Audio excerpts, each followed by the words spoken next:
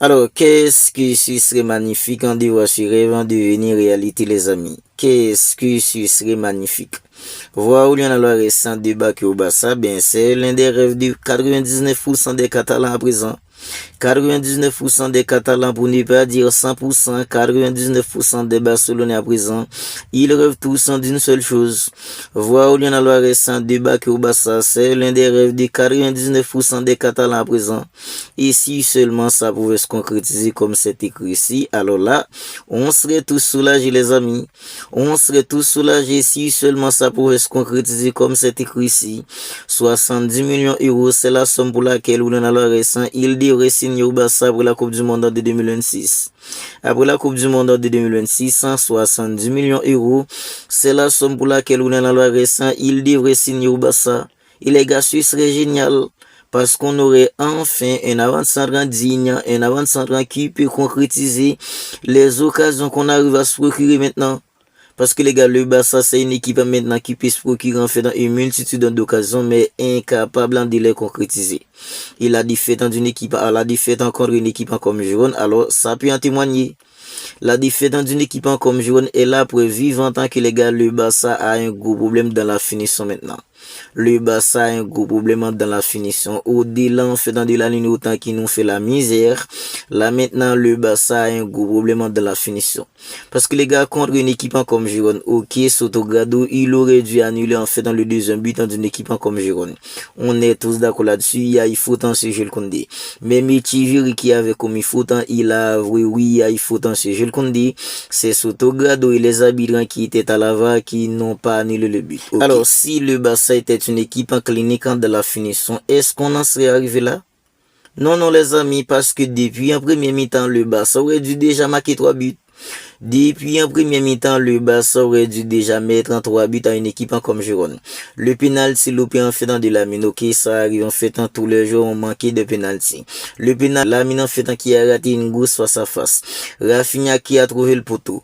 Si le Barça était capable de concrétiser les occasions fait qu'il s'est procuré en premier mi-temps, ben on serait tranquille. Même si Sotogado en fait il avait pas annulé le but alors le deuxième but, on serait tranquille parce qu'on serait déjà à l'abri. On serait déjà à l'abri au tableau d'affichage. Mais maintenant les gars, que ce soit Ferran Torres, que ce soit Robert Lewandowski, peu importe qui joue, c'est compliqué dans la finition. Rafinha, il venait à peine en fait dans une blessure, alors c'était pas trop grave.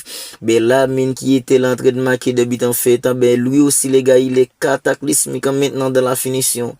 Et c'est ça qui nous a coûté en fait dans la tête du classement de la Liga. On est tous d'accord là-dessus les amis.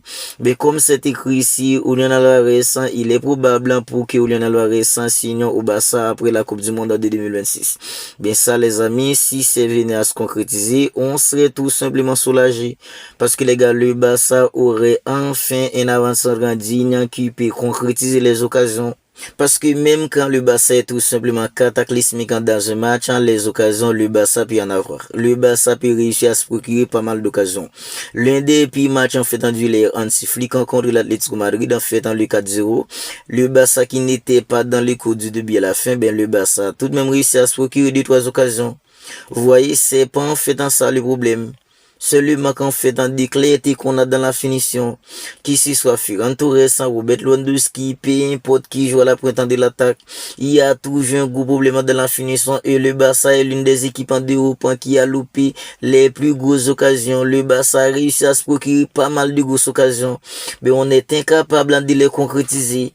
Mais on est tous d'accord que Julian Alvarez, même si cette saison c'est compliqué pour lui à l'Atlético Madrid, mais Julian Alvarez au Barça avec des gens en fait en compil des jeux comme Lamine, on est tous d'accord que c'est déjà en fait une machine, un mec qui est tout simplement incroyable, son jeu collectif, son pressing, son dévouement en fait pour aider en fait ses coéquipiers, ben on est tous d'accord que si ça arrive à se concrétiser, Julian Alvarez au Barça, ben les gars, ce sera tout simplement merveilleux. Ce serait tout simplement incroyable les amis. Imaginez-vous Julian Alvarez au Barça les gars. Rafinha qui est tout seul une bête quand il s'agit en fait du pressing. Imaginez-vous en fait Rafinha et Julian Alvarez en fait avec un entraîneur comme Antiflick.